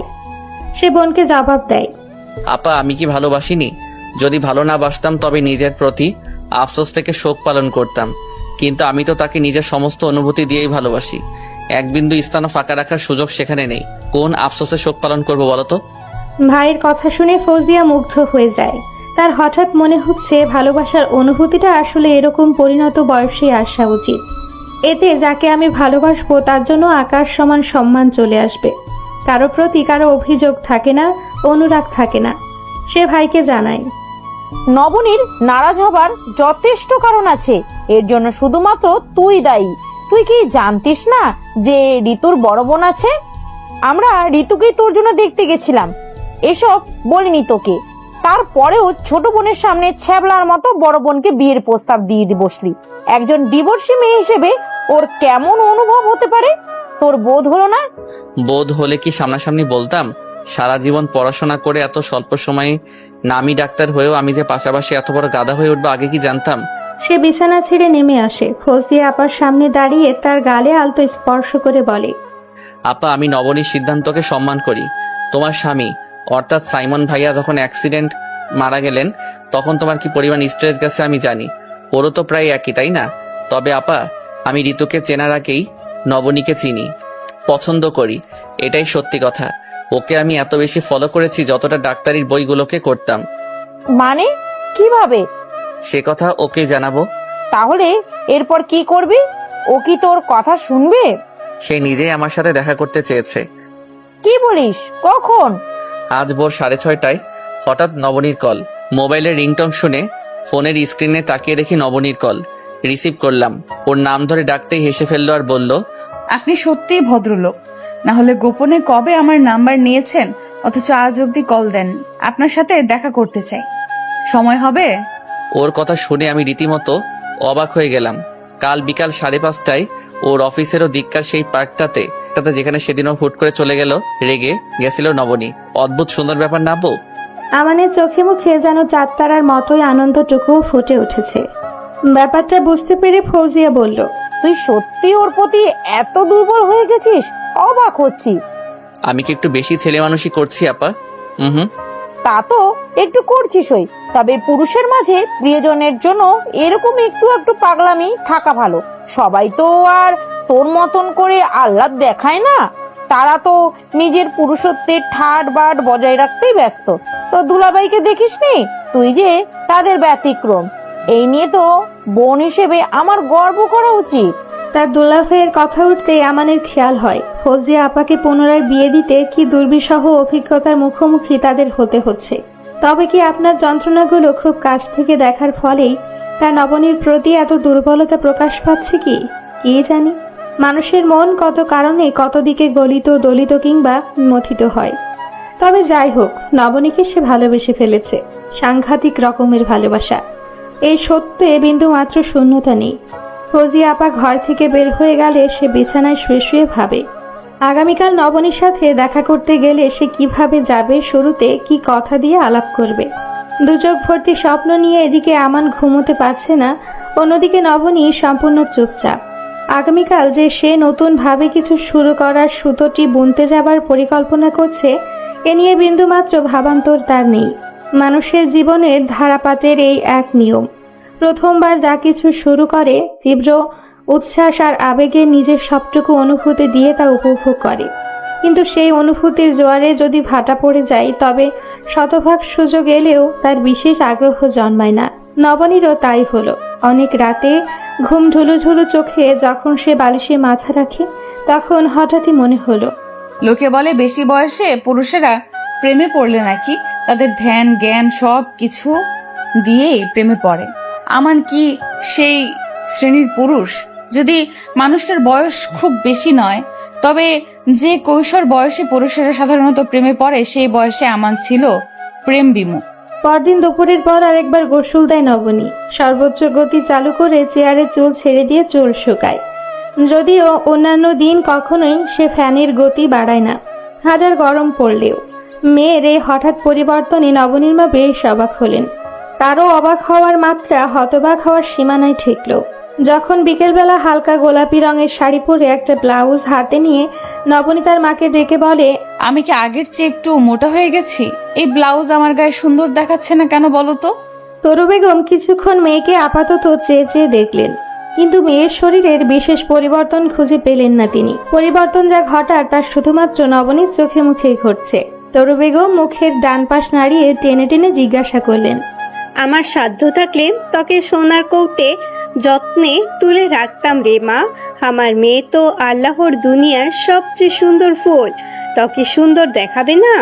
তরু বেগম নবনীর আরো কাছে এগিয়ে এলেন। তারপর মেয়ের থুতনির নিচে হাত রেখে মাথা উঁচু করে ধরে বেশ কয়েকটি চুমু এঁকে দিলেন তিনি। আমার লক্ষ্মী মেয়েটা, আল্লাহ তোকে 1000 বছর বাঁচিয়ে রাখুক। খবরদার মা, আমাকে এই বদদোয়া দিবে না একদম। 30 বছরের আগেই তোমার এই দুনিয়ায় প্রতি আমার বিরক্তি ধরে গেছে। আরো 1000 বছর বাঁচার দোয়া কোন বিবেকে করছো? আমাকে আরো কষ্ট দুঃখ পেতে বলছো তুমি? এক্ষুনি তোমার এই বদদোয়া ফিরিয়ে নাও। তরু বেগম ভাবা চাকা খেয়ে গেলেন।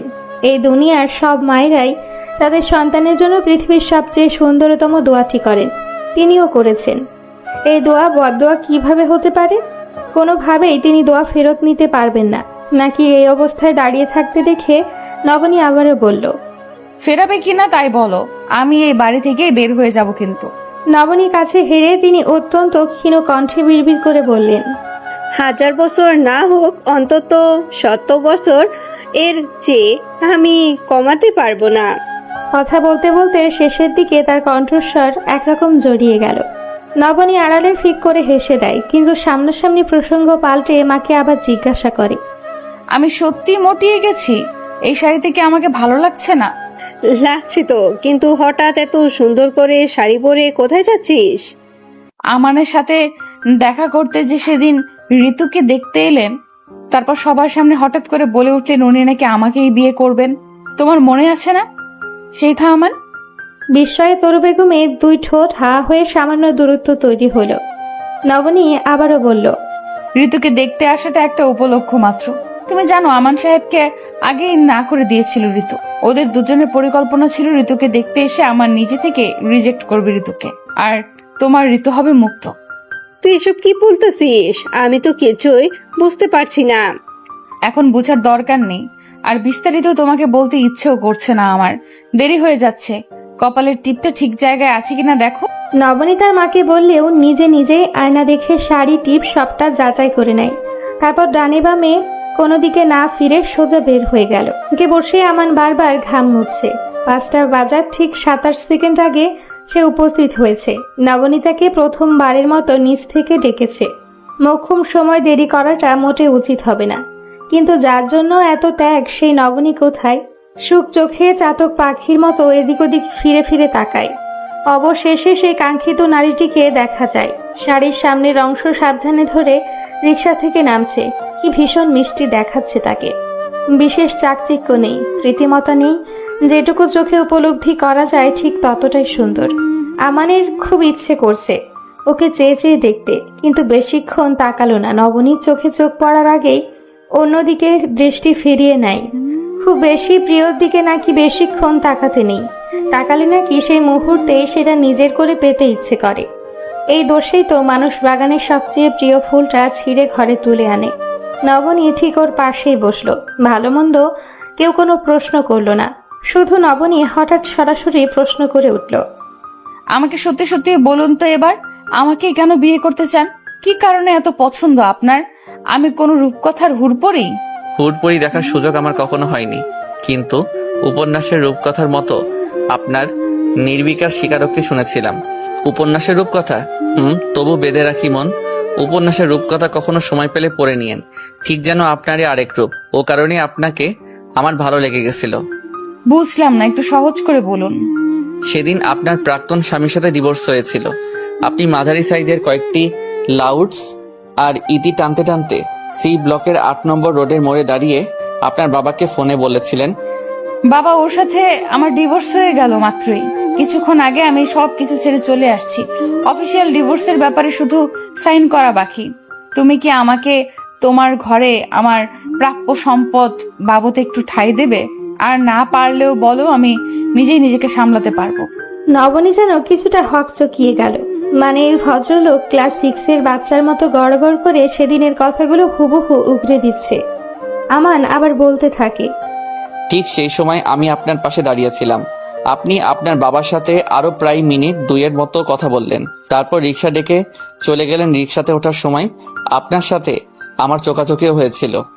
আরে সত্যিই তো, একটা ছেলেকে আমি দাঁড়িয়ে থাকতে দেখেছিলাম, তবে আমাদের বাসায় এসে যেদিন গিয়েছিলেন সেদিন চিনতে পারলাম না। কেন? কারণ আপনি তো সেদিন শুধু একটা মানুষকে দেখেছিলেন, আমাকে নয়। হঠাৎ ডিভোর্স হয়ে যায়, স্বামীর ঘর ছেড়ে এসে বাবার কাছে কল দিয়ে একটু আশ্রয় চাই, সে ওই মুহূর্তে লক্ষ্য করবেই বা কিভাবে? আপনার জানা প্রয়োজন আমার ঠিক সেই মুহূর্তে আপনার প্রতি মুগ্ধতার সৃষ্টি হয়েছিল। এমন কঠিন মুহূর্তে এত শক্ত থাকতে পারে, তার ধৈর্য শক্তি কতখানি তা একজন ডাক্তার হিসেবে আমি ঠিকই অনুভব করতে পারি। আর এর সাথেও টের পাই আপনি ভিতরে অনুভূতিগুলো কত গোপন চাপা দিয়ে রাখতে জানেন। জানি না কেন সেদিন আপনাকে ওইভাবে সত্য কথা বলতে দেখেই আমার ভালো লেগে গেছিল। আপনি আমাকে জিজ্ঞেস করেন আপনাকে ভালোবাসার নির্দিষ্ট কারণ কি, তবে আমি হয়তো স্রেফ এইটুকুই দেখাতে পারবো। নবনী কিছুক্ষণ চুপ করে রইল। পৃথিবীতে এতদিন বোধ হয় তার জন্য এই অদ্ভুত পুরুষটি অপেক্ষা করেছিল। এই মানুষটির সাথে তার মিল বন্ধন জুড়ে দিতে এতগুলো দিন এতগুলো গুটির খেলা করলেন। নবনী উত্তর খুঁজে পায় না। একবার শ্বাস নিয়ে জিজ্ঞাসা করে, এরপর এই যে আজ এখানে। আমি জিজ্ঞেস করেছি আমাকে ফলো করার মতো ভূত মাথায় ঢুকলো কবে থেকে? আপনি ঠিক কেমন করে জানেন নারকেলের মতো যার বাইরের শক্ত ভেতরে কোমলতার ছায়া? আর এমন মেয়েরা শত ঝড়েও নিজেকে এবং পরিবারকে আগলে রাখতে জানে, যদি সেখানে তার সম্মান আর স্থানটুকু বজায় থাকে। আপনি চলে যাওয়ার পর আমার হঠাৎ মনে হলো এই মেয়েটিকে আমার জীবনে খুব করে প্রয়োজন। পাশের দোকানদারের থেকে আপনার নাম জানলাম, এরপর সোশ্যাল মিডিয়ায় অনেক খুঁজেছি, ফেসবুকে পাইনি। তবে হাল ছাড়িনি, আপনার প্রাক্তন শ্বশুর বাড়িতেও কৌশলে যোগাযোগ করে ইনস্টাগ্রামে আপনাকে ঠিকই খুঁজে পেয়েছিলাম, আর সেখান থেকে ফেসবুকের লিঙ্কও। এই তো সেই থেকে আবার স্টক করা শুরু। আপনি অনেক ভারী ভারী কথাটি স্ট্যাটাস দেন। প্রথম আমার বুঝতে অনেক প্যারা খেতে হতো, এখন শিখে গেছি। আচ্ছা ওয়েট, কি হলো আবার? আপনি ভাবছেন তবে কি প্ল্যানিং করে আমি ঋতুকে দেখতে গিয়েছিলাম?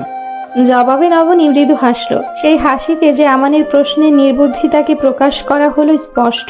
আমানু ফ্রুকুচকে ওর দিকে তাকায়। ব্যাপারটা কি হলো সে প্রশ্ন করার আগেই নবনী জানায়, নবনীকে এতটা বোকা ভাবলেন আমান সাহেব? আমি খুব ভালো করে জানি এটা কোনো ইনসিডেন্স নয়। যদিও আমার মনে হয় ঋতুকেও আপনি দেখতে আসতেন না, কিন্তু আমার বোনের জন্যই আপনি আসতে বাধ্য হয়েছেন, এই তো? আমান চোখের দৃষ্টি আরো প্রশস্ত করে ওর দিকে তাকালো। ঘটেছে নবনীর বুদ্ধিমত্তায়। সে যেন আরো একবার মেয়েটির প্রতি চরমভাবে দুর্বল হয়ে গেল। এটা সত্যের প্রেমে পড়ার ব্যাপারটা যে কতটা মধুর তা এই মুহূর্তে সে টের পাচ্ছে না। তাকে হাতছাড়া করাই যাবে না। এক্ষুনি কি নবনীকে আবার বিয়ের প্রস্তাব দিবে? চোখের দিকে তাকালো, কিন্তু মেয়েটির চোখে চোখ রাখতে ওর কেমন কান্না পাচ্ছে। পেশাগতভাবে সে একজন ডাক্তার, অথচ নিজের ভেতরকার অজানা অসুখের হদিসই জানে না। হঠাৎ আমানের চোখের কোণ থেকে এক ফোঁটা জল মুছে নিয়ে বলে উঠল, আমান সাহেব, ভালোবাসার কাছে মানুষ এত সরল হয়ে যায় কেন আমি জানি না নবনী। চোখের জল অনেক মূল্যবান একটি সম্পদ, তাকে এইভাবে অনাথে ফেলবেন না প্লিজ। আপনি সত্যি একজন চমৎকার মানুষ। কেন জানেন, মানুষেরা তার কাছের মানুষের কাছে নিজের আবেগকে লুকাতে পারে না, প্রকাশ করে ফেলে। এই যেমন আপনি। নবনী, আমি সারা জীবন আপনার সাথে এভাবেই পাশাপাশি থাকতে চাই। আপনি কি আমাকে সেই অধিকার দিবেন? যদি বলি আমার আরো কিছুদিন সময় প্রয়োজন। হ্যাঁ, আরো। আমান যেন মুহূর্তে আটকে ওঠে। আশা নিয়ে সে আজ নবনীর সামনে উপস্থিত হয়েছে, অথচ ক্ষণিকেই সেই আশা ছাই হয়ে উড়ে গেল হাওয়ায়। সে হাওয়ার পিছু আমান ছুটবে কি করে? ডিভোর্সি মেয়ে মানেই দুর্বল নয়, আর চাক্ষুষ প্রমাণ নবনী কি কঠোর, কত উঁচুতে তার আত্মসম্মান। ডিভোর্সি মেয়ের জন্য পাত্র পেলেই তাবিজের মতো ঝুলে যাবার স্বভাব থাকে। এসে শত শত ক্রোশ দূরে বসবাস করে। নবনীকে হারানোর ভয় ঠিকই হচ্ছে তার, তবে আফসোস নেই। ক্ষীণ কণ্ঠে সে জবাব দেয়, আপনি যখন আমার সাথে আবার দেখা করতে চেয়েছেন, আমি নিশ্চিত আপনি আমার চেয়েও কয়েক গুণ খোঁজ খবর নিয়েই এখানে এসেছেন।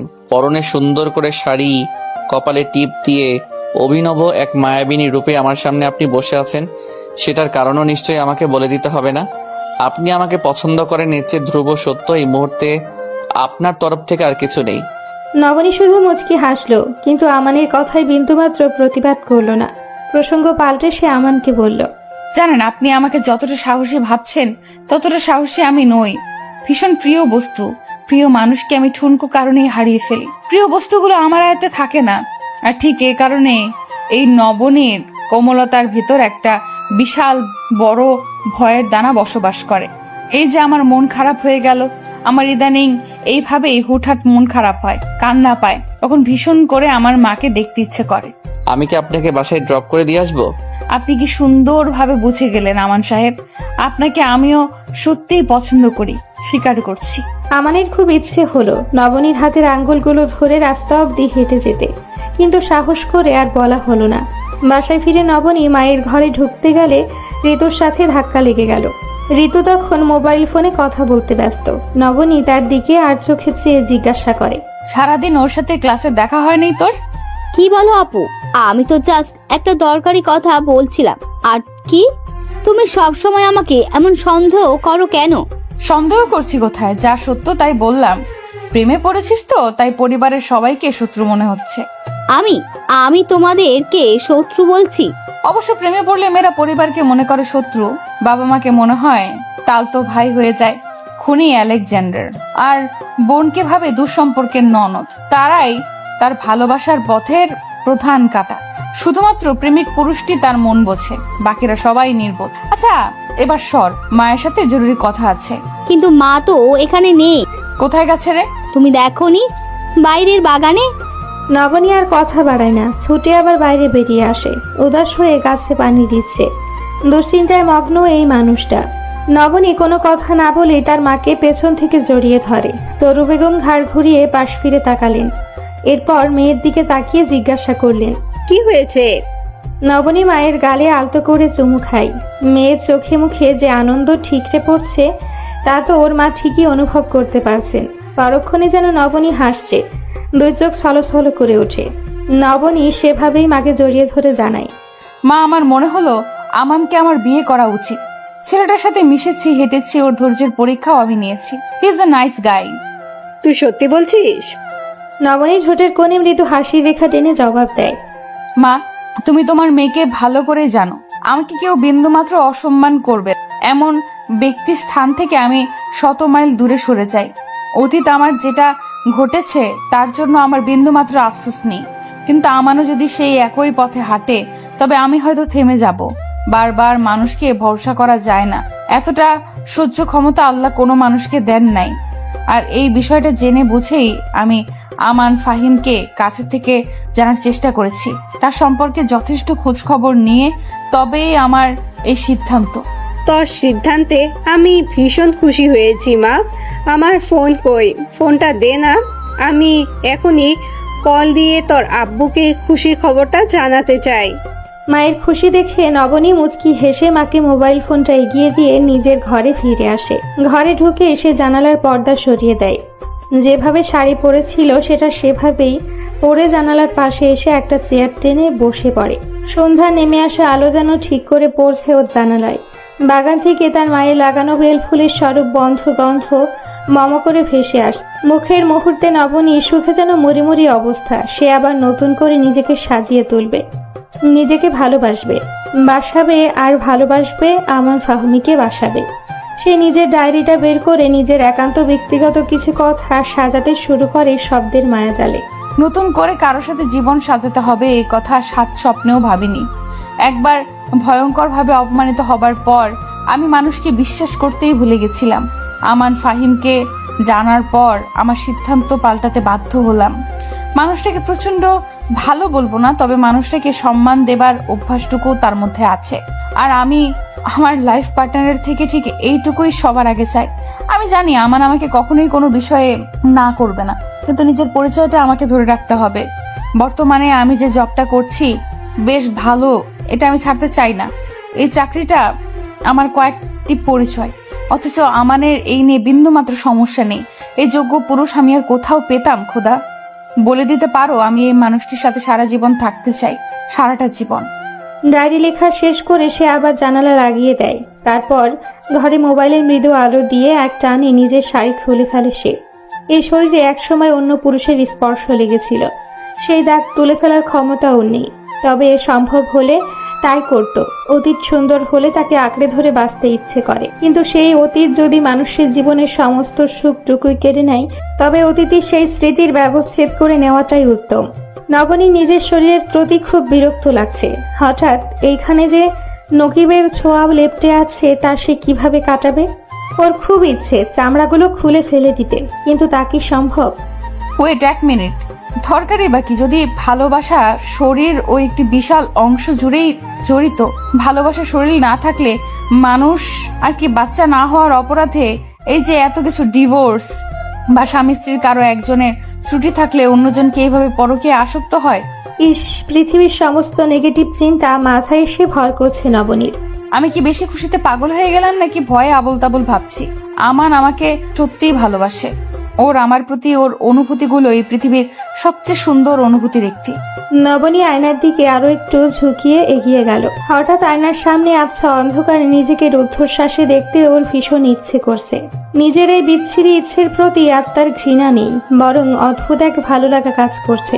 এই বুকে সে আমানকে জড়িয়ে রাখতে চায়, ঠিক যেন গভীরে, যেখানে তাকে জড়ালে 1000 বছর বাঁচতে ইচ্ছে করবে, একসাথে চলতে ইচ্ছে করবে। অন্যদিকে আমান ওকে নিয়ে কি মহা স্বপ্ন গুনছে কে জানে। এই মানুষটার বাচ্চা মেয়ে ওর দেখতেও ভালো লাগে খুব। দুই পক্ষ থেকে বিয়ের কথা পাকাপাকি হয়ে গেল, তবে ছেলে পক্ষে এবার আর মেয়ে দেখতে গেল না। একই মেয়ে বারবার দেখতে আসার নাটক করতে আরমান সাহেব পছন্দ করেন না। তার উপর আমাদের কারণে তো আরো নয়। হোসেনকে ঠিকই যথেষ্ট খোঁজ খবর নেওয়ার অনুরোধ তিনি করেছেন, যদিও ফরিদ হোসেনের এসব নিয়ে মাথা ব্যথা নেই। ঋতুকে সেই দেখতে আসার দিনই এই পরিবার সম্পর্কে যথেষ্ট ধারণা তিনি পেয়েছেন। নিজের মেজর শালাবাবুকে নিজ দায়িত্বে ভালো মন্দ যাচাই করিয়েছেন। চারপাশের এত ইতিবাচক দিকের মধ্যে নেতিবাচক দিকগুলো খুঁজে পাওয়া যায়। আজ রাতে আমান এবং নবনীর বিয়ে বাড়ির গেটের সামনে বড় করে ফুল দিয়ে সাজিয়ে লেখা হয়েছে নবনী ওয়ার্কস আমান। গতকাল থেকে টুকটাক আত্মীয় স্বজন আসা শুরু করেছে। যদিও নবনী চায়নি তার এই দ্বিতীয় বিয়েতে আত্মীয় স্বজনেরা কেউ আসুক, কিন্তু ফরিদ হোসেন একান্ত কাছের মানুষগুলোকে বাদ দিতে পারলেন না। ফরিদ হোসেন সবাইকে বলে দিলেন অতিথিদের খাতির যত্নে যেন ত্রুটি না হয়। বেয়াই তার এই শহরের সবচেয়ে ভদ্রলোক। সন্ধ্যার পরপরই বরযাত্রী এসে হাজির হবে, আর মাত্র কিছুক্ষণের অপেক্ষা। নবনীকে লাল টুকটুকে শাড়ি পরানো হচ্ছে, কিন্তু ওর সবকিছু কেমন যেন লাগছে, যেন কিছু একটা এলোমেলো হচ্ছে। নবনীর কেমন যেন ভয় ভয় করতে লাগলো। শাড়ি পরানো যখন অর্ধেক এসে দাঁড়ায়, তখন নবনীর মোবাইলে টোন করে একটা শব্দ হলো। ঋতু বোনের দিকে এগিয়ে দিয়ে বলে, তোমার মেসেজ এসেছে আপা, আমান ভাইয়া সেন্ট ফটো। আচ্ছা দে, কিন্তু ওয়াইফাই লাইনে সকাল থেকে সমস্যা করছে। এদিকে আমার ফোনেও তো ডাটা নেই, তুই একটু হটস্পট দে তো। ওসব পরে দেখলেও তো হবে, এখনই তোমার ছবিটা দেখা লাগবে। নবনী বোনের দিকে অসহায় দৃষ্টিতে চেয়ে জবাব দেয়, হ্যাঁ এক্ষুনি লাগবে। তুই কি দিবি? না হলে বল, আমি আলাদা ব্যবস্থা করছি। আচ্ছা দিচ্ছি বাবা, আমান ভাইয়ের জন্য এত মন আকুপাকু করছে তোমার। একদম ফালতু কথা বলবি না তো। আমার কেমন যেন ভয় ভয় করছে সবকিছু, মনটা বড্ড উতলা, তাই চোখে যা বাজছে তাই একেবারে শিকড় অবধি জানার চেষ্টা করছি শুধু। ঋতু বোনের মনের অবস্থা অনুধাবন করতে পারে। এই মানুষটা যে কত সংকোচের ভেতর দিয়ে নিজের জীবনে দ্বিতীয় অধ্যায় শুরু করতে যাচ্ছে তা তো ঋতুর চেয়ে অধিক কেউ জানে না। সে হটস্পট চালু করে নবনীর ফোনটা এগিয়ে দেয়। নবনী লক খুলে দেখে আমান সুন্দর করে শেরওয়ানি পরে ছবি পাঠিয়েছে, সাথে লিখেছে, আমি কিন্তু রেডি, আর কিছুক্ষণের মধ্যে তোমার কাছে আসছি। এরপর আমি আর তুমি সারা জীবনের জন্য একটি মানুষ হয়ে যাব। আর হ্যাঁ, বাসরাত তোমার জন্য কিছু একটা গিফট আছে। ক্যাপশন পড়ে নবনী সহায় ঠিক করে হেসে দেয়। সে মনে কি ভয় পেয়েছিল, আর আমান কত চমৎকার ভাবে তার মন ভালো করে দিল। বোনকে এভাবে হঠাৎই হেসে উঠতে দেখে ঋতুর ঠোঁটের কোণেও হাসির রেখা ফুটে ওঠে। মানুষের অনুভূতির এই এক সুন্দর চেইন কমান্ড। অন্যের মুখের হাসি দেখলে হাসতে ইচ্ছে করে, কাঁদতে দেখলে কাঁদতে ইচ্ছে করে। এই অনুভূতি মানুষের একান্ত স্বভাবজাত। সৃষ্টিকর্তা যাদেরকে সুন্দর সহজ মন দিয়ে পৃথিবীতে পাঠিয়েছেন, তাদের প্রত্যেকের মধ্যেই এই গুণটা অটোমেটিক চলে আসে। সে ভ্রু দুলিয়ে জিজ্ঞাসা করলো, হঠাৎ মুখের ভঙ্গি পাল্টে গেল যে? এই দেখ আমান কি কাণ্ড করে বসেছে। বলে সে বোনের দিকে মোবাইলের স্ক্রিন উঁচু করে ধরলো। ক্যাপশন পড়ে সেও যেন হাসিতে ফেটে পড়েছে। ভাইয়া যে এত চমৎকার মানুষ, সে আফসোসের সুরে ভনিতা করে বলে উঠল, ইস, আমান ভাইয়াকে না বলে বিশাল ভুল করে ফেললাম আপা। এমন জীবন সঙ্গী কি হারিকেন দিয়ে খুঁজে পাওয়া যায় নাকি? নবনী আর চোখে চেয়ে মুচকি হাসে। পার্লারের মেয়েদের ডেকে বারবার করে সচেতন করে ঋতু বলে দেয় যে আমার আপাকে কিন্তু সুন্দর করে সাজাবে। তবে বেশি হাইফাই দরকার নেই, সিম্পলের মধ্যে গর্জিয়াস, বেশি সুন্দর দেখায়। বিয়ের শাড়ি, হাত ভর্তি চুড়ি, কপালে টিপ, কানে ঝুমকো আর হালকা করে মেকআপের সাজ। আমি চ্যালেঞ্জ করে বলতে পারি, আবার ওই রূপ দেখলে এই শহরের সব কয়টি প্রেমিক নিশ্চিত আফসোস করবে। আর আমান ভাইয়া তো ঋতু, তোর মেয়ে না হয়ে ছেলে হয়ে জন্মানো উচিত ছিল। ভালো মেয়ে পটাতে পারতিস, তাহলে এইভাবে রং ঢং করতে ভালো লাগে সব সময়। এবার দয়া করে এত বক বক না করে চোখের সামনে থেকে সর। ঋতু সামান্য কৃত্রিম অভিমান দেখিয়ে ঘর থেকে বের হয়ে যায়। তার বোন এখন সাজবে, কতদিন পর এমন জমকালো সাজবে তার আপা। জুতা নতুন বক্স থেকে বিয়ের জুতা জোড়া পরে নিয়ে আমান আয়নার সামনে দাঁড়ালো। ঠিক বর্বর লাগছে তো, নাকি ডাক্তারই দেখাচ্ছে? না, ভালোই লাগছে আমাকে। আরে বাহ, ডাক্তাররা বর সাজলে সুন্দর দেখায় তো। মনে মনে নিজে নিজেকে প্রশ্ন করে হাসে আমান। এরপর ড্রয়ার থেকে একটা চমৎকার আংটি পরে সে নিজেকে বলে, এই উপহারটা নবনীর, এটা কি এখানেই রেখে যাব নাকি সাথে করে নিয়ে যাব? স্পেশাল মানুষের স্পেশাল উপহার, অবশ্যই স্পেশাল ভাবে রাখা উচিত। ভাবতে ভাবতে এসে শেরওয়ানির পকেট খোঁজে, কিন্তু পকেট তো নেই। অনেক ভেবে চিনতে শেষমেশ শেরওয়ানির বুকের কাছের পকেট তাতেই রেখে দিল। অন্য ছেলেরা অবশ্য এই স্থানটিতে তাজা রক্ত গোলাপ রাখে। নিচে সবাই অপেক্ষা করছে, অথচ সকাল থেকে তার কিছুই খাওয়া হলো না। আজ আর খাবার রুচি নেই। বন্ধু বান্ধব তো বলেই বসলো, শ্বশুর বাড়িতে খাবে বলে আমার বাড়ির খাবার বন্ধ করে দিয়েছি, আবার নবনীর হাতে খাওয়ার জন্য অপেক্ষা করছে কিনা কে জানি। বরযাত্রীর গাড়ি প্রস্তুত, তিনটি একটাতে আমান বসলো। ছেলের পাশে তার বাবা আরমান খান বসতে চাইলেও আমানের বন্ধুদের কারণে আর পাত্তা পেলেন না। একমাত্র ছেলের বিয়ে বলে কথা, কিন্তু কে শুনে কার কথা। বন্ধুদের চাপাচাপিতে আমানের নিজেরই জায়গা ছেড়ে দেবার উপক্রম। ঠেলতে ঠেলতে এসে গিয়ে পড়ল গাড়ির ডান দিকের এক কোণে। অন্যদিকে ওর বোন, তার বাবা এবং হোসনে আর খালা বসলেন দ্বিতীয় গাড়িতে। বরযাত্রী গাড়ি চলল সবার আগে আগে। বরের গাড়িতে এতটুকু গাড়ির মধ্যে এত মানুষের ভিড়, এত গরমে অল্প জায়গায় ভ্যাপসা গরম আর গন্ধে আমানের পেটের মধ্যে কেমন যেন পাক দিয়ে ওঠে। সে ড্রাইভারকে ডেকে বলে দেয় সামনে কোনো ফার্মেসি পেলে যেন অবশ্যই গাড়ি দাঁড় করায়। কিন্তু আমানের পেটের ভেতর গন্ডগোল শুরু করলো। ফার্মেসির জন্য আর তার তর্স হইল না। একেবারে ঠেলে বমি আসতে শুরু করলো। বমি করলে নির্ঘাত সবার গায়ে পড়বে, আর তাছাড়া তার দেখা দেখি বন্ধুদেরও তার সাথে গাগুলিয়ে বমি শুরু হবে। পেটে চাপ সহ্য করতে না পেরে তাড়াহুড়ো করে সে দ্রুত গাড়ির জানালা খুলে বমি করতে শুরু করলো। ঠিক সেই মুহূর্তে ওই দিক থেকে একটা ট্রাক তাদেরকে ওভারটেক করতে ছুটে বেরিয়ে যায়। ট্রাকের বড় চাকায় বাড়ি খেলো আমানের মাথা।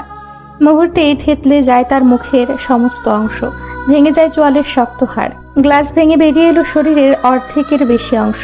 পেছন থেকে দ্বিতীয় গাড়ির সামনে বসে আরমান খান চমকে উঠে সামনে তাকালেন। কে ওটা? কে অ্যাক্সিডেন্ট করেছে? আরে তোমরা গাড়িটা থামাও। কিছু বুঝে ওঠার আগে এক নিমিষে সব থেমে গেল যেন। গাড়ি থামিয়ে ছুটে এসে আরমান খান দেখলেন তার একমাত্র ছেলে আমানের শরীর গ্লাস ভেঙে ঝুলছে। আমান, এই আমান, কথা বল না বাপ। কিন্তু আমান আর কথা বলে না। বরযাত্রীর জন্য যারা বেরিয়েছিল ছলো ছলো চোখে চিৎকার করছে, অ্যাম্বুলেন্স দেখো অ্যাম্বুলেন্স। রাস্তার চারপাশ থেকে নানান শ্রেণী, নানান বয়সের মানুষ ছুটে এসছে। কে জানি আফসোস করে বলে উঠল, হ্যাঁ, আর ছেলেটার বিয়ে ছিল, বিয়ে করতে যাচ্ছিল, আর বিয়ের আগে অ্যাক্সিডেন্ট করে বসলো। যে মেয়েটার সাথে ওর বিয়ে হবে, কি কপাল পুড়ল রে তার। হোসনিয়ারা বেগম হাউমাউ করে কেঁদে উঠলেন। ফৌজিয়া কাঁদতে পারছে না, হতভম্ব হয়েছে। সে আমানের দিকে চেয়ে আছে। এই তো তার ভাই, ঠিক উঠেই নবনীকে নিয়ে পাগলামি করবে। কিচ্ছু হয়নি। মিনিট 15-র মধ্যে অ্যাম্বুলেন্স এবং রাস্তার পাশের ক্লিনিকের একজন ডাক্তার এগিয়ে এলেন। আমানের শ্বাস আর টের পাওয়া গেল না। ডাক্তার মুখ ভার করে উঠে দাঁড়ালেন। সরকারি হাসপাতালে পাঠাতে হবে তাকে।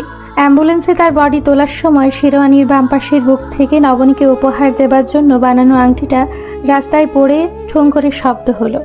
উচ্চ জনতা সেই আংটির ঘূর্ণনের দিকে চেয়ে রইল। বরযাত্রী আসতে কতক্ষণ লাগবে আর পরিদর্শন বারবার গেটের দিকে উকি দিয়ে দেখছেন। এই বুঝি চলে এলো। একবার ঋতুকে দেখে ডেকে বললেন, নবনী রেডি হওয়া কত দূর, দেখে আয় তো। ঋতু বোনের ঘরে ফিরে দেখে নবনীকে পার্লারের মেয়েগুলো চমৎকার ভাবে বউ সাজিয়েছে। লজ্জায় আধা হাত ঘোমটা দিয়ে সে অপেক্ষা করছে তার আমানের জন্য। কখন তার আমান আসবে, সবাই চিৎকার করে বলবে বর এসেছে।